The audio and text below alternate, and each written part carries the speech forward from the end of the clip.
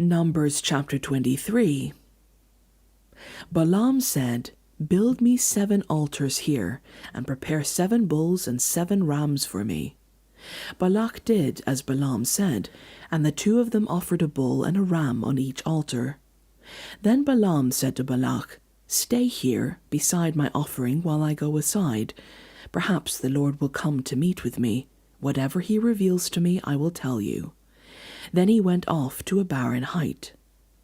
God met with him, and Balaam said, "I have prepared 7 altars, and on each altar I have offered a bull and a ram." The Lord put a word in Balaam's mouth and said, "Go back to Balak and tell him this word." So he went back to him and found him standing beside his offering with all the Moabite officials. Then Balaam spoke this message: "Balak brought me from Aram, the king of Moab from the eastern mountains. Come," he said, "curse Jacob for me. Come, denounce Israel." How can I curse those whom God has not cursed? How can I denounce those whom God has not denounced? From the rocky peaks I see them, from the heights I view them. I see a people who live apart and do not consider themselves one of the nations. Who can count the dust of Jacob, or number even a fourth of Israel? Let them die the death of the righteous, and may my final end be like theirs. Balak said to Balaam, "What have you done to me?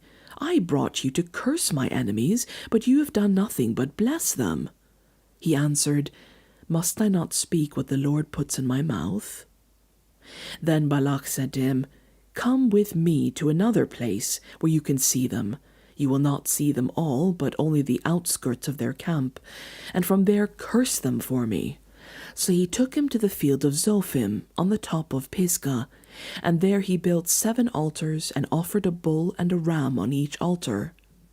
Balaam said to Balak, "Stay here beside your offering while I meet with him over there."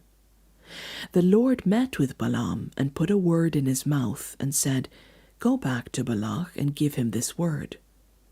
So he went to him and found him standing beside his offering with the Moabite officials. Balak asked him, "What did the Lord say?" Then he spoke his message. "Arise, Balak, and listen. Hear me, son of Zippor. God is not human that he should lie, not a human being that he could change his mind. Does he speak and then not act? Does he promise and not fulfill? I have received a command to bless. He has blessed, and I cannot change it. No misfortune is seen in Jacob, no misery observed in Israel. The Lord their God is with them. The shout of the king is among them. God brought them out of Egypt. They have the strength of a wild ox. There is no divination against Jacob, no evil omens against Israel. It will now be said of Jacob and of Israel, 'See what God has done.' The people rise like a lioness, they rouse themselves like a lion that does not rest till it devours its prey and drinks the blood of its enemies." Then Balak said to Balaam, "Neither curse them at all, nor bless them at all." Balaam answered, "Did I not tell you I must do whatever the Lord says?" Then Balak said to Balaam, "Come, let me take you to another place. Perhaps it will please God to let you curse them for me from there." And Balak took Balaam to the top of Peor, overlooking the wasteland. Balaam said, "Build me 7 altars here, and prepare 7 bulls and 7 rams for me."